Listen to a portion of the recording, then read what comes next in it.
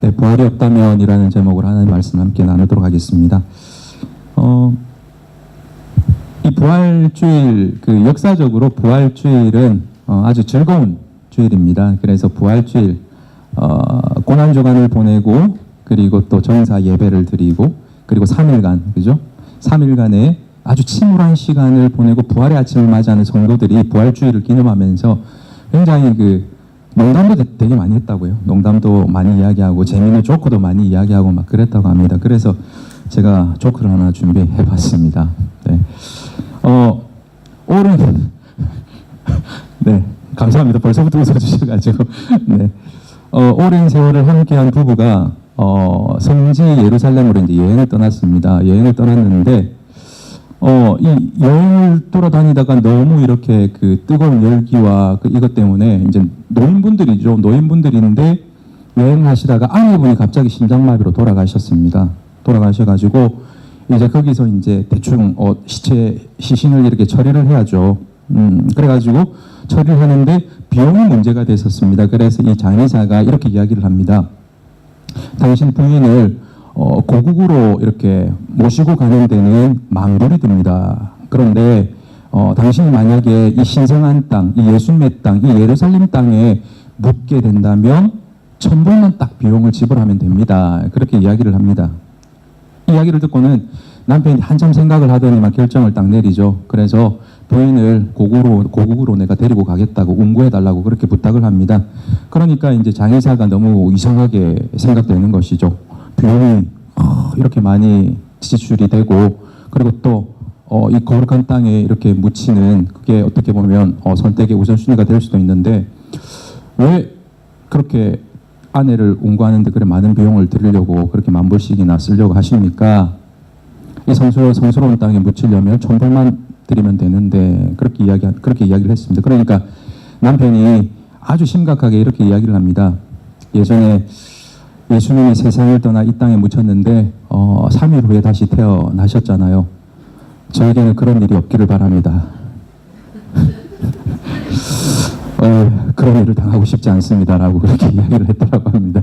네, 네, 여러분들은 전혀 그러시지 않으실 거라 믿습니다.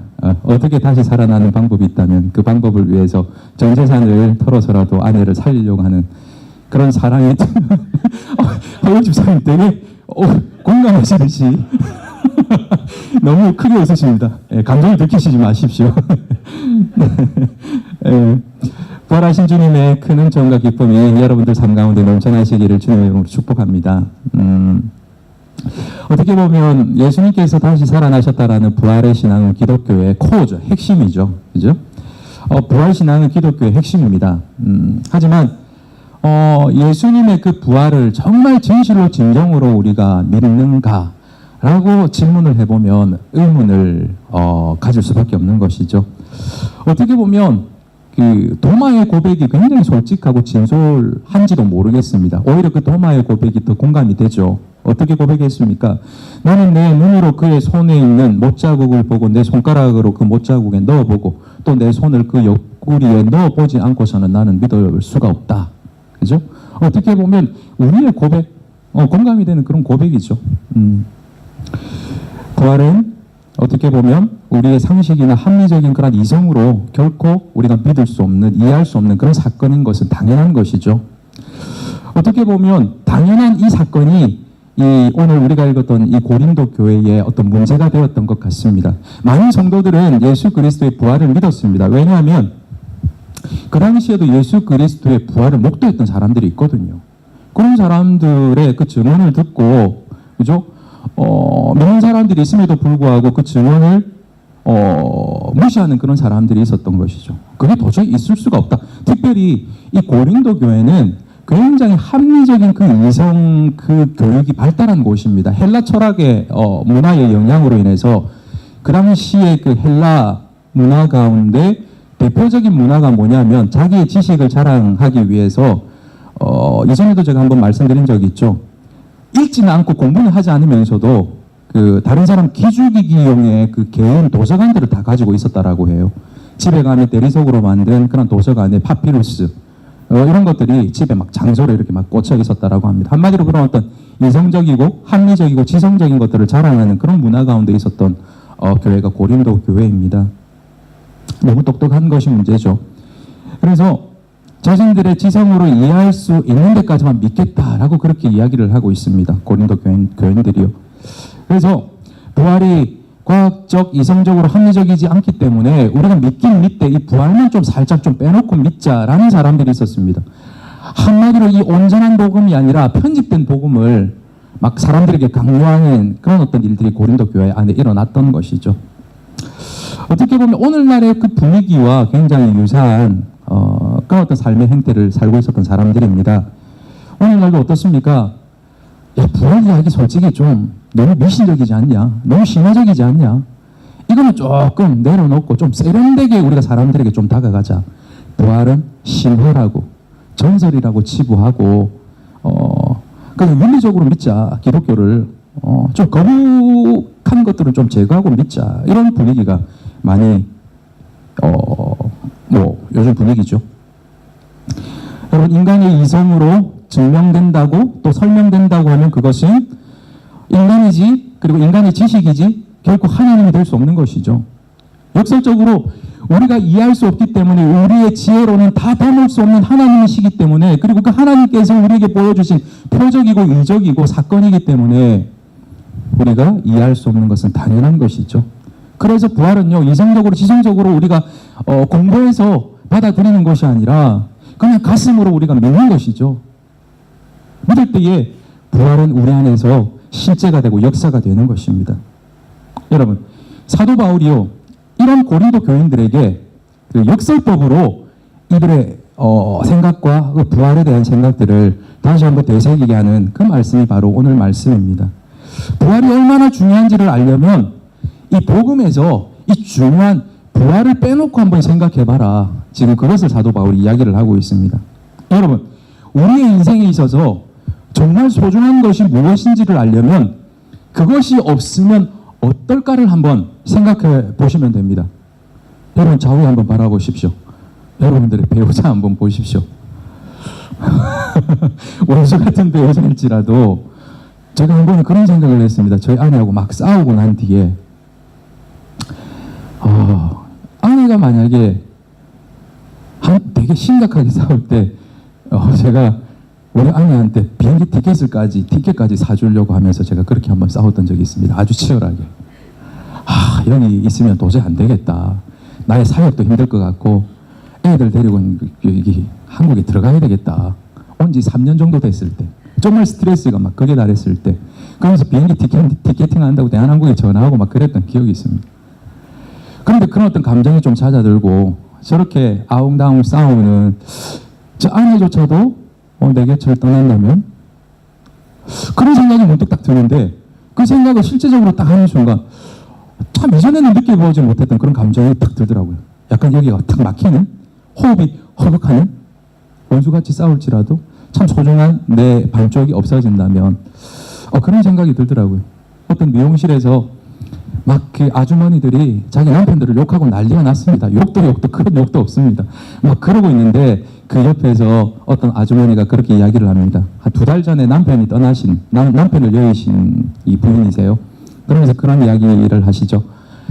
나도 원수같이 살았다.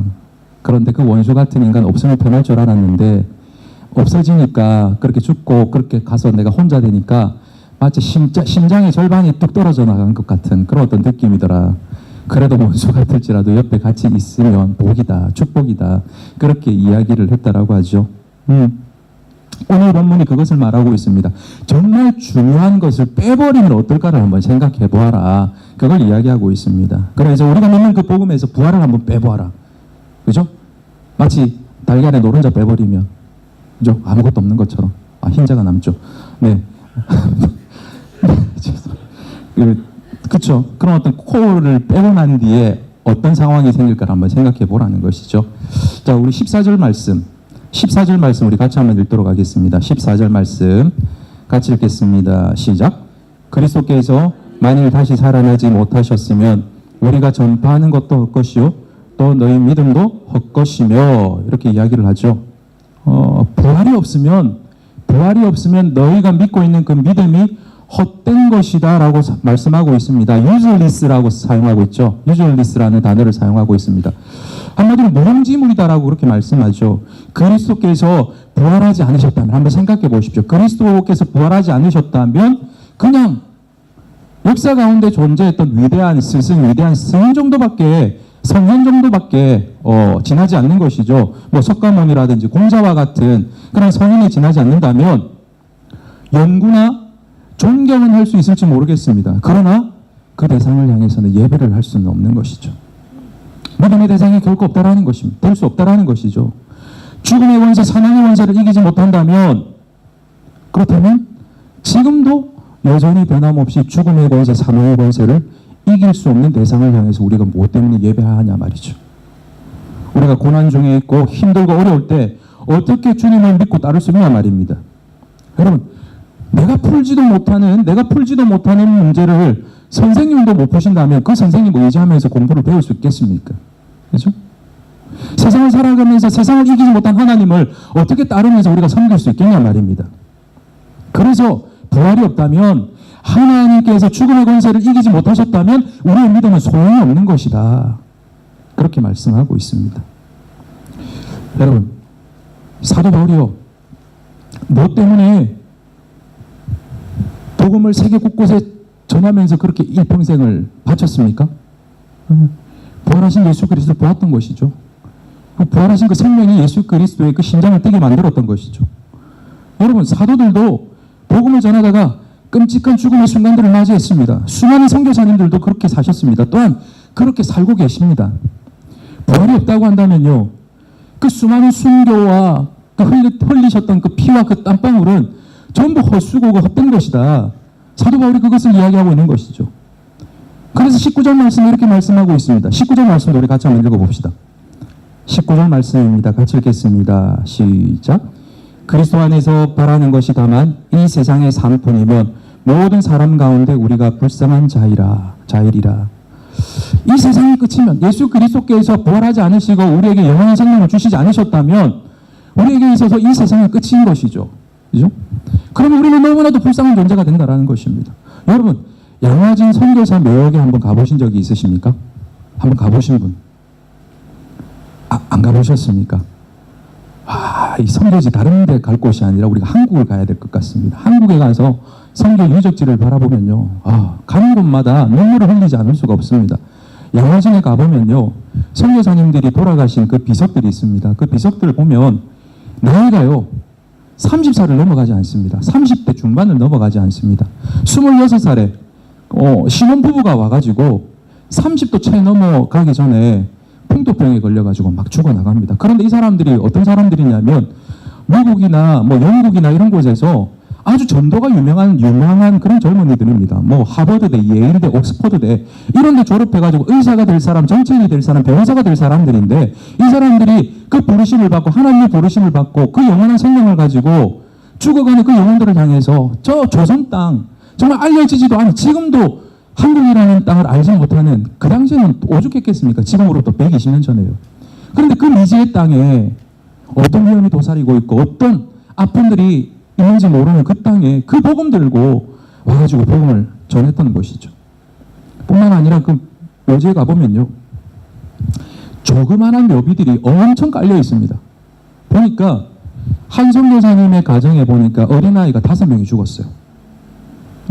태어난 지 6개월, 태어난 지 3개월, 2살짜리, 3살짜리 아이 하나만 죽어서 가슴에 묻혀도 정말 고통스러운데, 그 아이들 5명, 6명을 죽였던 그 선교사님들의 그 마음을 이해하십니까? 그럼에도 불구하고요, 고국에 돌아갔다가 다시 삶을 정리하고 한국 땅으로 다시 와서 복음을 전하다가 그렇게 죽음을 맞이하셨던 선교사님들의 묘비가 그곳에 묻혀 있습니다. 그곳에 보면 지난번에 말씀드렸듯이 그렇게 고백되어 있습니다. 나는 웨스트민스터 사원에 묻히는 것보다 나는 내가 사랑하는 이 한국 땅에 묻히고 싶다. 그렇게 고백했던 선교사님들의 고백들이 남아 있습니다. 여러분, 만약 부활이 없다면, 눈에 보이는 이 세상이 끝이라면 이분들의 그 선교 사역들, 그 헌신들, 그 죽어나갔던 그 생명들이 얼마나 허무했는가. 그러나 그들이요, 그 처절하고 끔찍한 고통과 그 슬픔을 이길 수 있었던 유일한 위로가 무엇입니까? 그것이 바로 부활이었다라는 것이죠. 천국에서 우리가 영원한 생명을 누릴 수 있다라는 것입니다. 지금은 비록 헤어지지만 언젠가는 그 천국에서 기다리고 있을 나의 자녀들, 나의 부모들, 이것이 그 어렵고 힘들고 고통스러운 현실을 이겨내는 유일한 위로였다라는 것입니다. 죽는 것이 아니라 자는 것이며, 그리고 또한 주님의 재림의 때에 볼 소망, 그것이 위로가 되는 것이죠. 나팔 불 때 나의 이름, 부를 때에 잔치 참여하겠네. 이것이 우리에게 위로가 되는 것이죠. 우리가 세상에서 손해를 봐도 끄떡 없습니다. 땅에서보다도 더 큰 상급이 하늘에서 우리를 기다리고 있기 때문에 그것이 오늘 삶에 억울하지만 때로는 위로가 되기도 하는 것이죠. 또 사도 바울은 이렇게 이야기를 하고 있습니다. 17절 말씀 우리 같이 또 한번 읽어보도록 하겠습니다. 17절 말씀입니다. 그리스도께서 다시 살아나신 일이 없으면 너의 믿음도 헛되고 너희가 여전히 죄 가운데 있을 것이요. 예수 그리스도께서 만약에 부활하시지 않으셨다면 여전히 우리는 어디에 속해 있다고요? 여전히 죄 가운데 있을 것이라고 그렇게 이야기를 하고 있습니다. 여러분, 죄는 힘입니다. 내가 이길 수 없고 내 힘과 의지로 거스를 수 없는 어떤 세력입니다. 내 의지와 노력으로 해결할 수 있는 것이 아닙니다. 죄라는 것이요. 육신의 정욕을 참지 못해가지고 한순간에, 요즘 뭐 미투 이야기 많이 나오죠. 남자들 그 욕망에 눈이 멀어가지고 한순간에 자기가 쌓아왔던 그 커리어를 한순간에 무너뜨리는 그 욕망의 노예가 되는 것이죠. 그리고 또한 권력의 유혹, 돈의 유혹을 이기지 못해서 인생을 망가뜨리는 사람들 뉴스에서 우리 너무나도 자주 보지 않습니까? 불과 얼마 안 되는 그 돈에 현혹이 되어가지고 자기가 평생 쌓아왔고 또 평생 또 벌어먹을 수 있는 그런 모든 그 높은 자리를 한순간에 잃어버리게 되는 그 어리석음들, 이해가 되지 않는 사건들이죠. 그런데 죄가 얼마나 치밀하고 사악하고 무서운가를 알면 이해가 되어지는 것이죠. 그 죄의 힘으로 인간을 망가뜨리려는 사탄이 얼마나 교묘하고 사악한 존재인가를 우리가 알 수 있다는 것이죠. 그러나 그 죄로 물든 옛 사람을 꺾고 우리가 죄로부터, 그 영향력으로부터 자유할 수 있는 유일한 비결이 무엇입니까? 그것은 바로 주님께서 그 모든 죄의 권세를 깨뜨리셨기 때문이죠. 부활을 통하여서 그것들을 우리들에게 보여주신 것입니다. 주님이 죄의 권세를 이기셨기에 주님이 우리 안에 거하시기 때문에 우리가 죄를 이길 수 있는 능력이 우리에게 있는 것입니다. 날마다 그 죄를 이길 수 있는 능력을 우리 안에 계시는 그 주님께서 주시니까 우리가 죄를 이길 수 있는 것이지, 죄를 만약에 주님께서 이기지 못하셨다면 어떻습니까? 우리 안에 있는 그 죄를 통하여서 우리는 파멸하고 아마 이 자리에 남아있을 사람이 없을 수도 있다는 것이죠. 그러시면서 이렇게 또 말씀하시죠. 우리 20절 말씀도 우리 같이 한번 읽도록 하겠습니다. 20절 말씀 같이 읽겠습니다. 시작. 잠자는 자들의 첫 열매가 되셨도다. 예, 죽어주셔서 부활하심으로 말미암아 우리에게 첫 열매가 되어주셨다라고 말씀하고 있습니다. 첫 열매라는 것은요, 두 번째, 세 번째, 100만 번째, 1000만 번째, 1억 번째의 그 열매도 있게 하시겠다라고 우리들에게 약속하신 약속입니다. 여러분, 장례식장을 많이 교육자이기 때문에 많이 가보죠. 그리고 또 화장터를 가보면요, 한국에 있을 때는 1년에 한 15번 정도 장례식을 갔던 것 같아요. 그렇게 가보면 분위기가 극명하게 갈립니다. 어떤 분위기가요? 예수를 믿는 가정과 예수를 믿지 않는 가정이 너무나도 극명하게 갈립니다. 예수를 믿지 않는 가정들을 보면요, 그 슬픔을 이기지 못해가지고 막 비통해하고 막 쓰러지고 넘어지고 기절하고 난리가 아닙니다. 그런데 기독교는 다르죠. 슬픕니다. 부르짖기도 합니다. 그러나 그 슬픔을 이기는 그런 힘과 위로가 있는 것이 막 느껴집니다. 장례식장에서 염하시는 분들하고 이렇게 친해져 가지고 이야기를 들어보면요, 그런 분들은 그렇게 이야기를 합니다. 시신을 딱 만져보면 안 돼요. 예. 그래서 예수를 안 믿는 사람들은 마지막이 너무나도 고통스럽기 때문에 용을 쓰다가 돌아가시기 때문에 온몸이 뻣뻣하답니다. 몸이 시퍼렇게 멍이 든대요. 예. 그런데 예수님 믿고 돌아가시는 분들은 마치 자는 잠에 가시는, 마치 잠드신 것 같아요. 그 피부나 이런 것들을 만져보면 너무 부드럽다고 그렇게 이야기를 합니다. 여러분, 하나님의 자녀에게 있어서 죽음은 끝이 아니고 고통이 아니고 전장인 것입니다. 절망이 아닙니다. 그래서 우리는 장례식장에서 헤어짐의 슬픔, 그죠? 그리고 남겨진 자들의 그 안타까움 때문에 눈물을 흘리는 것이지 피 맺힌 절규와 통곡을 하지 않습니다. 고인의 육체는 땅에 묻히지만 고인의 영혼은 하늘나라로 갈 것을 우리는 알기 때문인 것이죠. 그래서 우리는 죽음의 공포를 이긴 사람들입니다. 그 죽음의 공포를 이긴 그 승리를 누가 주셨습니까? 바로 예수 그리스도께서 죽음의 권세를 깨뜨리시면서 주신 그 승리 때문에 우리는 담대할 수 있는 것이죠. 한 목사님의 이야기를 들었습니다. 이 목사님이 어떤 이야기를 하시냐면 장례식장 가면서 자기가 풍선을 들고 가본 거는 처음이었다라고 합니다. 왜냐하면 너무 추운 겨울에 땅을 팠는데 땅이 얼어가지고 이 땅이 안 파질 정도로 그 날씨가 너무 추웠답니다. 땅이 젖어 있잖아요. 그러니까 이 그 상가에서 어머니를 땅에 묻어야 되는데 이 추운 땅에 묻으니까 너무 가슴이 아파가지고 돌아가신 것보다도 이 돌아가신 어머니가 추운 땅에 그렇게 묻히는 것 자체가 너무 슬퍼가지고 그렇게 그 상주들이 막 울고 그랬답니다. 그래서 목사님이 풍선을 준비하셨대요. 왜 준비하셨을까요? 이 육신은 땅에 묻히지만 정작 중요한 우리의 영혼은 하나님께로 간다라는 걸 눈으로 보여주기 위해서 주의를 이렇게 좀 산만하게 주의를 다른 데로 빼앗기 위해서, 그리고 그 마음들을 차가운 땅이 아닌 이 풍선에 올라가는 영혼이 하나님께로 가는 그것들에 주목하게 하기 위해서 풍선을 준비하고 가셨대요.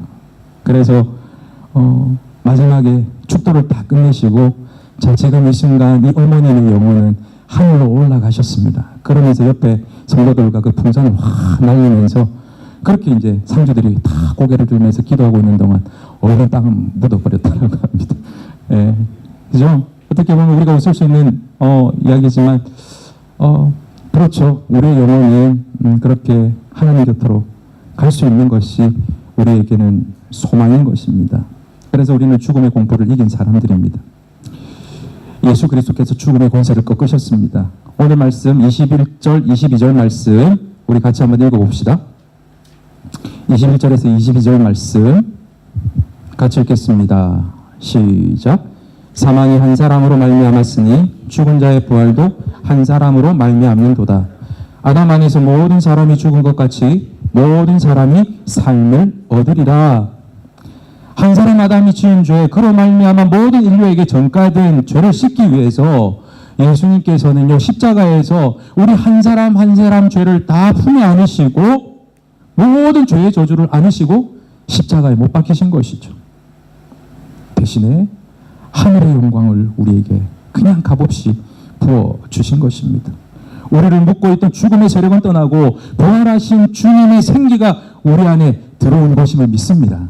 그죠?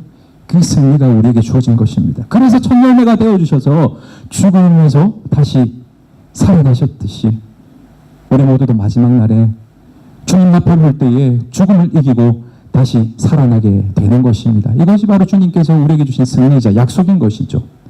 그래서 이 사도 바울이 이것에 대해서 얼마나 우렁찬 웅변을 외쳤는지 모릅니다. 고린도전서 15장 54절 우리가 읽진 않았지만 오늘 말씀 뒷부분에 54절 말씀 같이 한번 읽도록 하겠습니다. 54절 말씀 같이 읽겠습니다. 시작.